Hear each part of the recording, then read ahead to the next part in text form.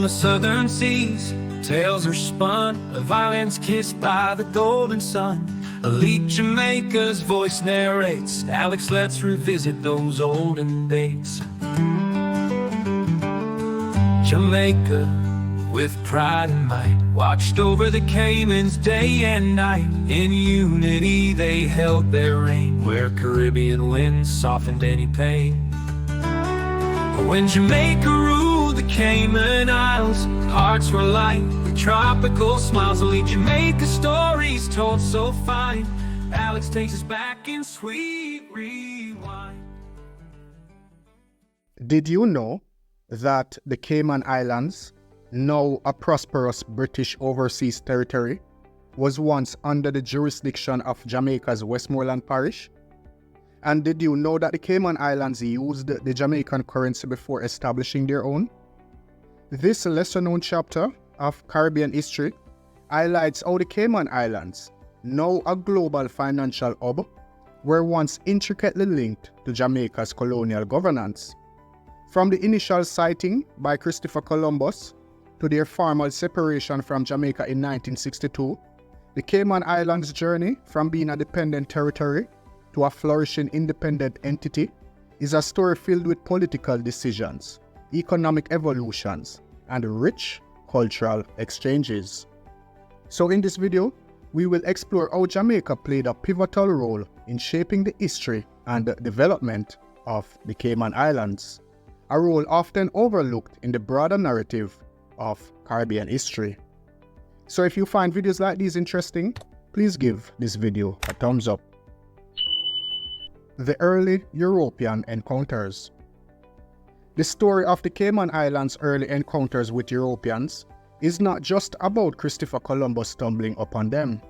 It's about how these islands, isolated and seemingly insignificant at first, became a point of interest in the geopolitical struggles of the New World. When Columbus first encountered Cayman Brac and Little Cayman in 1503, the islands were merely stops along a longer journey. Yet they were soon embedded in European cartography and imagination. The naming of the islands reflects their gradual incorporation into European knowledge systems. The shift from Las Tortugas to Caymanas reveals a process of reinterpretation, where European explorers and cartographers applied familiar names to unfamiliar landscapes, gradually imposing their own understanding of these new territories. But the islands were more than just names on a map. They were valuable stops for sailors, particularly for provisioning with fresh meat from the abundant sea turtles, which could easily be stored on ships for long voyages. This seemingly minor detail highlights the importance of the Cayman Islands in the larger context of marine exploration and survival in the Caribbean. The sea turtles were so abundant that they became a significant factor in the early interactions between the islands and the European visitors, setting the stage for future settlement and exploitation. Furthermore, the Cayman Islands' strategic location between the northern and southern Caribbean made them a critical point for ships navigating the treacherous waters. Pirates and privateers who roamed the Caribbean during the 16th and 17th centuries recognized the island's value not just for their resources, but also as a place to hide, repair ships, and launch attacks on Spanish treasure fleets. This early history of piracy and exploitation would shape the Cayman Islands' development as European powers began to see their potential, not just as isolated specks of land, but as strategic assets in the larger imperial rivalry in the Caribbean. The first settlements and British control. The establishment of the first settlements on the Cayman Islands in the 1660s marked the beginning of a more permanent European presence.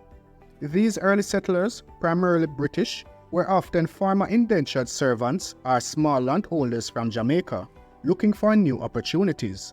The island's isolation and the lack of large-scale agricultural potential meant that the population remained small, but the settlers were resourceful, relying on fishing, turtling, and subsistence farming to survive.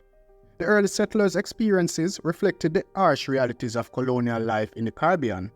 where survival often depended on adaptability and resilience. British control over the Cayman Islands was solidified through treaties and colonial administration. The Treaty of Madrid in 1670, which recognized the British sovereignty over Jamaica and the Cayman Islands, was part of a broader effort by European powers to formalize their colonial holdings in the Caribbean. This treaty marked a turning point as it established the legal framework for the British governance in the region and set the stage for the Cayman's future as a British territory. The first settlements were, however, abandoned after attacks by Spanish privateers, but throughout the 18th century, the Cayman Islands became a favored hideout for pirates such as Blackbeard and George Lowther. Even after the Treaty of Utrecht in 1713, which ended legitimate privateering, the islands remained a lawless frontier where pirates could find refuge. Following several unsuccessful attempts, permanent settlement of the islands began in the 1730s. The Cayman Islands historically have been popular as a tax haven. In November 1794, 10 vessels which were part of a convoy escorted by HMS Convert were wrecked on the reef in Gun Bay at the east end of Grand Cayman.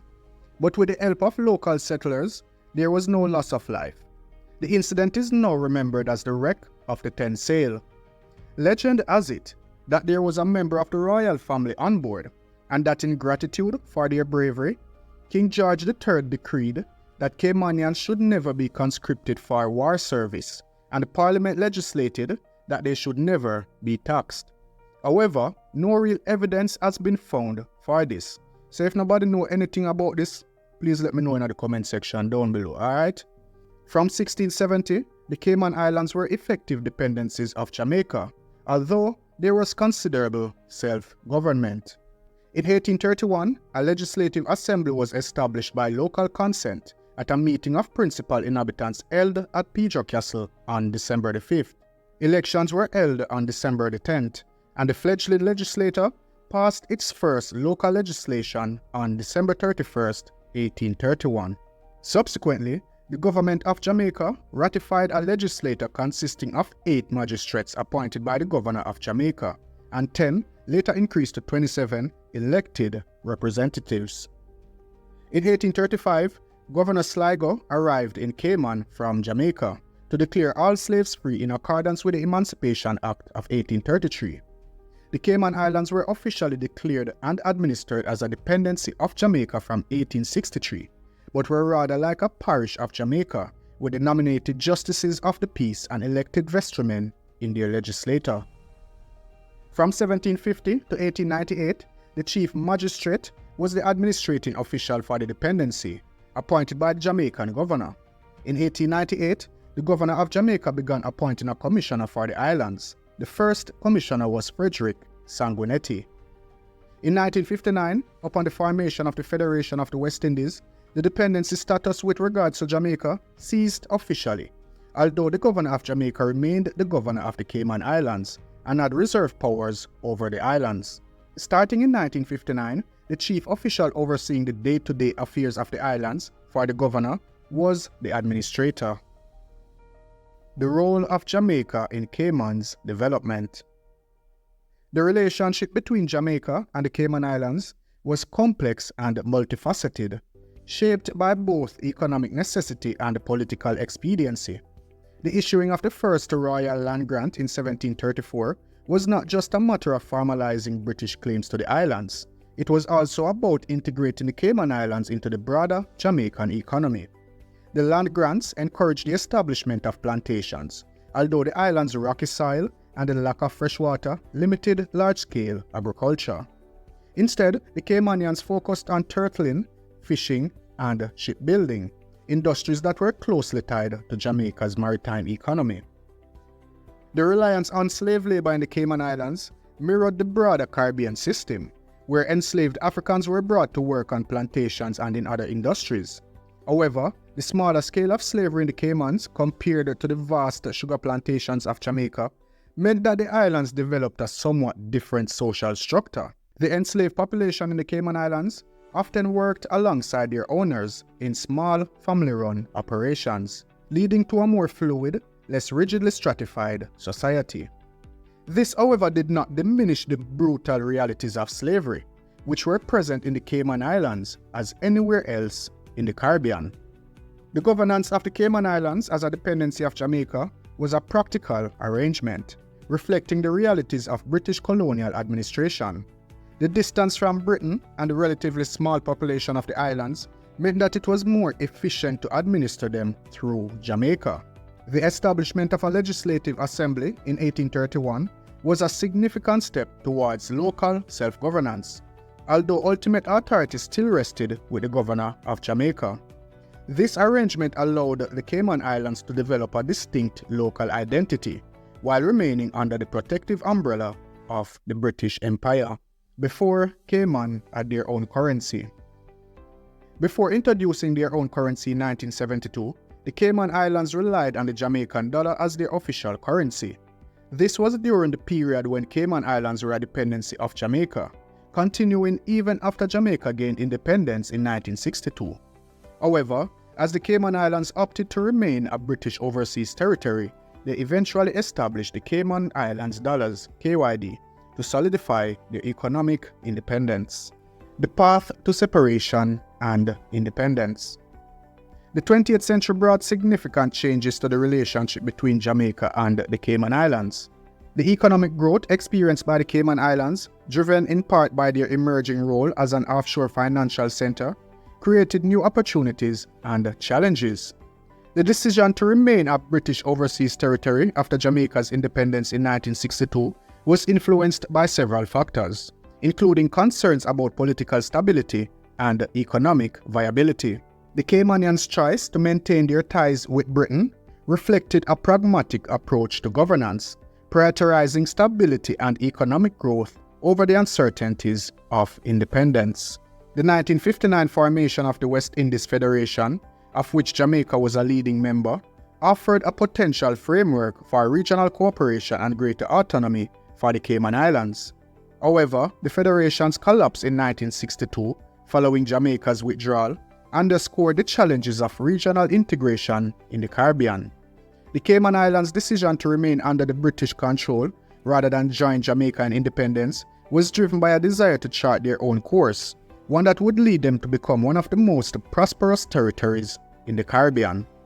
The Cayman Islands today, a legacy of Jamaican influence. The legacy of Jamaican influence on the Cayman Islands is evident in many aspects of Caymanian society, from the legal system to cultural traditions. The decision to remain a British overseas territory has allowed the Cayman Islands to benefit from political stability and economic prosperity. But the ties to Jamaica have not been severed. Many Caymanians have Jamaican roots, and the two territories continue to share strong cultural and economic ties. The Cayman Islands' transformation into a global financial hub, while distinct from Jamaica's economic path, is part of a broader Caribbean narrative of adaptation and resilience in the face of global economic pressures. The Cayman Islands' success as a financial center has also brought challenges, including issues related to regulation, transparency, and economic inequality. These challenges are part of the broader legacy of colonialism and the ongoing relationship between the Cayman Islands, Jamaica, and Britain. So far we see that the history of the Cayman Islands' relationship with Jamaica is a fascinating tale of colonial governance, economic development, and cultural exchange. But how much of this history has been forgotten? And how much still influences the Cayman Islands today? Have the legacies of Jamaican rule shaped the Cayman Islands into the financial powerhouse it is now? Or has the separation allowed both nations to forge their own distinct identities? Feel free to leave your feedback in the comment section down below. But as we reflect on this shared history, consider the impact of colonial decisions on the modern Caribbean. What if the Cayman Islands had chosen to follow Jamaica into independence? Lord God, would like to see that. Would they still have become a financial hub, or would their trajectory have been different? This story is a reminder that the histories of Caribbean nations are deeply intertwined, and understanding one often requires exploring the others. The legacy of Jamaica's rule over the Cayman Islands is a unique chapter in this shared history, one that continues to influence both nations today. So if you found this exploration of Jamaica's influence on the Cayman Islands intriguing, please like and share this video. And don't forget to subscribe to Elite Jamaica. Yeah, don't forget to subscribe to the channel, because you will get more in-depth looks at Caribbean history, Jamaican history, just history overall, and culture. Alright, so is there anything I left out in this video? Let me know in the comment section down below. Is there anything that you learned from this video specifically? Let me know in the comment section down below also.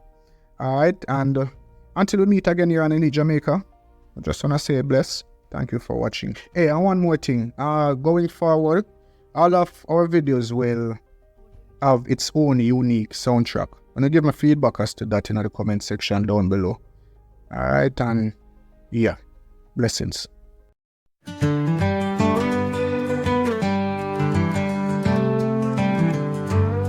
On the southern seas, tales are spun of islands kissed by the golden sun. Elite Jamaica's voice narrates. Alex, let's revisit those olden days. Jamaica, with pride and might, watched over the Caymans day and night. In unity they held their reign, where Caribbean winds softened any pain. When Jamaica ruled the Cayman Isles, hearts were light with tropical smiles. Elite Jamaica stories told so fine. Alex takes us back in sweet rewind. Trades and tunes across the bay, where fishermen and farmers worked the day. Coconut trees and rum-filled dreams, lush green hills and crystal streams. The bond was strong, hard to sever. In those days it felt like forever. A chapter in history's grand design. Under one flag they brightly shine.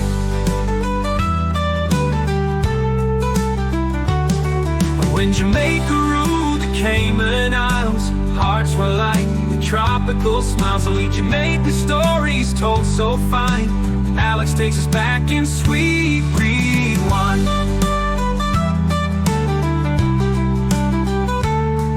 When Jamaica ruled the Cayman Isles, hearts were light with tropical smiles. Elite Jamaica stories told so fine. Alex takes us back in sweet rewind. Trades and tunes across the bay, where fishermen and farmers worked the day.